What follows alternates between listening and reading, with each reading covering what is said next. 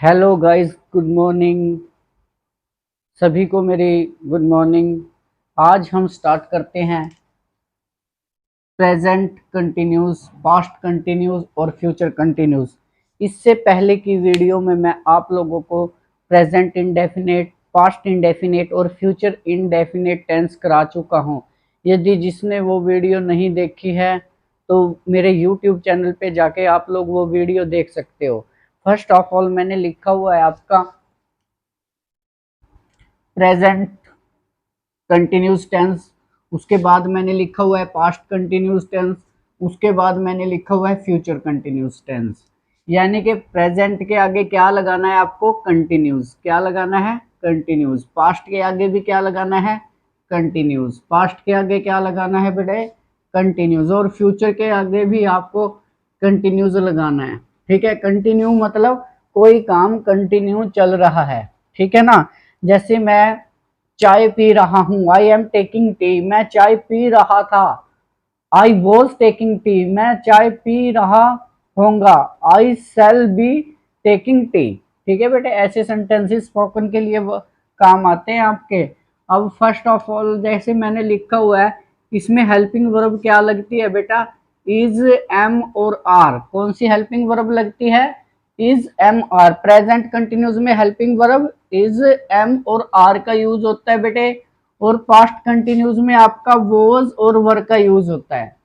ध्यान रखना बेटे, प्रेजेंट कंटिन्यूस में इज, एम, आर का यूज होएगा और पास्ट कंटिन्यूस में वाज, वर का यूज होएगा और फ्यूचर कंटिन्यूस में सेल बी का यूज होएगा बेटा और विल बी का। ठीक है ना। आईएनजी वाला पोर्शन सेम रहेगा। जैसे ही आपने कंटिन्यूस का नाम सुना तो क्या करना है? वर्ब की फर्स्ट फॉर्म के साथ आईएनजी लगा देना है। ठीक है बेटे। पास्ट कंटिन्यूस का नाम सुना, वर्ब की फर्स्ट फॉर्म के साथ क्या लग रहा है बेटे? आईएनजी। और यहाँ पे भी आपने इसका फ्यूचर का नाम सुना तो वर्ब की फर्स्ट फॉर्म के साथ आपका आईएनजी का यूज होगा। कहने की बात यह है कि हेल्पिंग वर्ब के बाद, वर्ब की फर्स्ट फॉर्म के बाद आपको कंटिन्यूस में आईएनजी लगाना ही लगाना है। जहां भी कंटिन्यूस की बात हो जाए वहां पे आपको प्रेजेंट कंटिन्यूस हो, चाहे पास्ट कंटिन्यूस हो, चाहे फ्यूचर कंटिन्यूस हो, आपको वर्ब की फर्स्ट फॉर्म के साथ आईएनजी का यूज करना ही करना है बेटे। ठीक है। अब देखो बेटा, कुछ जैसे आई है, आई सब्जेक्ट है बेटा, आई के साथ आपको एम लगाना है बेटे।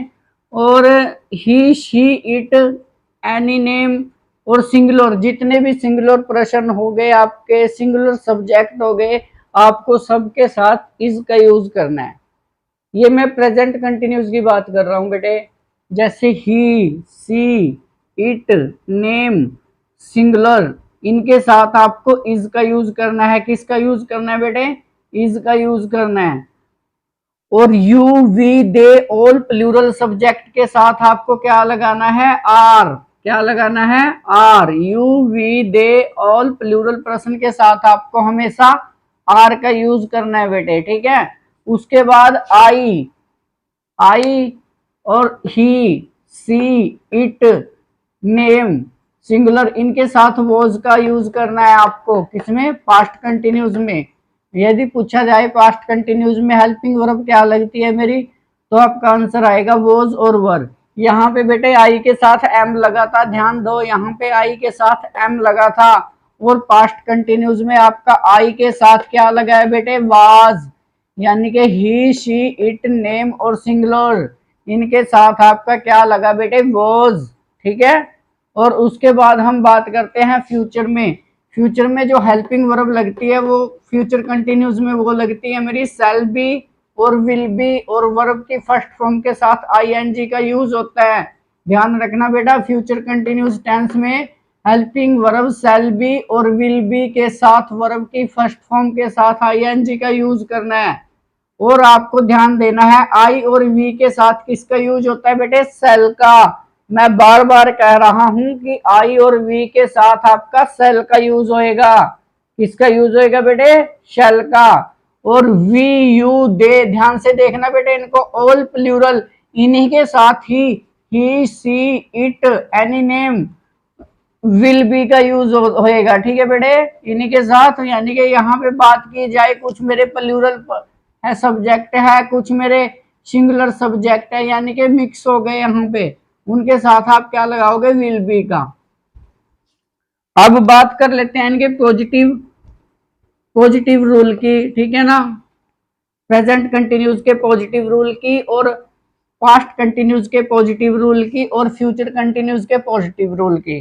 फर्स्ट ऑफ ऑल बेटा, subject plus is am are plus verb की फर्स्ट फॉर्म के साथ आईएनजी और ऑब्जेक्ट का यूज किया मैंने बेटा, ठीक है ना, यानी कि पहले सब्जेक्ट है सभी में। देखो बेटा, टेंसों को आसान तरीके से कर सकते हो आप, यहाँ पे सब्जेक्ट है और यहाँ भी सब्जेक्ट है और यहाँ भी सब्जेक्ट है, फिर चेंज क्या हुआ, हेल्पिंग वर्ब। जैसे ही प्रेजेंट कंटिन्यूस आया उसमें helping verb is am are का यूज हुआ, और जैसे ही पास्ट कंटिन्यूस आया उसमें हेल्पिंग वर्ब वॉज वर्ब का यूज हुआ। जैसे ही फ्यूचर कंटिन्यूस आया उसमें हेल्पिंग वर्ब शैल बी का यूज हुआ। उसके बाद एज इट इज, जैसा का तैसा, सब में बेटे देखो ध्यान दो, वर्ब की फर्स्ट फॉर्म के साथ आईएनजी प्लस ऑब्जेक्ट, वर्ब की फर्स्ट फॉर्म के साथ आईएनजी फिर ऑब्जेक्ट, वर्ब की फर्स्ट फॉर्म के साथ आईएनजी फिर ऑब्जेक्ट। बेटा ये बस आपको ये हेल्पिंग वर्ब्स यूज करनी है इसके पॉजिटिव रूल के अंदर, ध्यान देना। बाकी सब रूल सेम का सेम है, जैसे सब्जेक्ट सब में है बेटे, और इज एम आर सब में है, और वर्ब की फर्स्ट फॉर्म सब में है, आईएनजी भी है और ऑब्जेक्ट भी है। अब क्या करना है आपको, जैसे ही इसका नेगेटिव रूल बनाओगे तो आपको सिर्फ इज एम आर के बाद नोट का यूज करना है। इसके बाद इज एम आर के बाद नोट का यूज करना है, वॉज वर्ब के बाद नोट का यूज करना है। यहाँ पे बेटा, यहाँ पे जरा ध्यान दो, यहाँ पे मैंने बताया था सेल और विल के साथ बी लगता है। क्या लगता है बेटे, बी लगता है। और इससे पहले वाली वीडियो में मैं बता भी चुका हूं आप लोगों को कि सेल और विल मॉडल ऑक्सिलरी वर्ब भी होती है। उसके बाद क्या लगेगा बेटा, नोट प्लस नोट, और बी को लास्ट में लेना है, सेल बी नोट मत लगा देना, विल बी नोट मत लगा देना। आपको क्या करना है, सेल लगाना है, फिर विल लगाना है, फिर प्लस, फिर बी प्लस, फिर नोट प्लस बी। इस रूल को ध्यान से देखना है, बी की पोजीशन कहाँ पे है बेटा, ऐसे ही लगाना है। वर्ब की फर्स्ट फॉर्म आईएनजी, ऑब्जेक्ट, ये सब पोर्शन सेम रहेगा बेटे। उसके बाद करते हैं बात इंटेरोगेटिव की। इंटेरोगेटिव में helping verb is am are आगे आएंगी, पीछे क्वेश्चन मार्क लगेगा बेटे, और इसमें भी बेटा हेल्पिंग वर्ब सबसे आगे आएगी, वॉज वर्ब। उसके बाद सारा सेम का सेम रहेगा, सब्जेक्ट प्लस वर्ब की first form plus ING plus object, ये सेम रहेगा। उसके बाद अगर बात की जाए फ्यूचर कंटिन्यूस की, तो इसमें इंटेरोगेटिव सेंटेंसेस में क्या आएगा, सेल विल आगे लगेगा और सब्जेक्ट के बाद ही बी का यूज करना है। आपको किसका यूज करना है बेटे, सब्जेक्ट के तुरंत बाद आपको बी लगाना है, ठीक है ना। ये स्ट्रक्चर ध्यान से याद करने हैं। जो बच्चे कॉम्पिटिटिव की तैयारी कर रहे हैं उनको स्ट्रक्चर याद करने ही पड़ेंगे। 6 रूल प्रेजेंट कंटिन्यूस के, 6 रूल पास्ट कंटिन्यूस के और 6 ही रूल फ्यूचर कंटिन्यूस टेंस के, ठीक है बेटे। अब देखो इसमें इंटेरोगेटिव और नेगेटिव सेंटेंसेस, पहले इज एम और आर, और उसके बाद आपको सब्जेक्ट का यूज करना है। सिर्फ इंटेरोगेटिव नेगेटिव होने की वजह से सब्जेक्ट के बाद नोट का यूज करना है। फिर वर्ब की first form plus ING plus object, ठीक है बेटे। और इसमें वॉज और were plus subject plus not, verb की first form plus ING plus object का यूज करना है। और इसमें shall will subject plus not plus be plus verb की first form plus ING plus object, इनका यूज करना पड़ेगा आपको, ठीक है ना।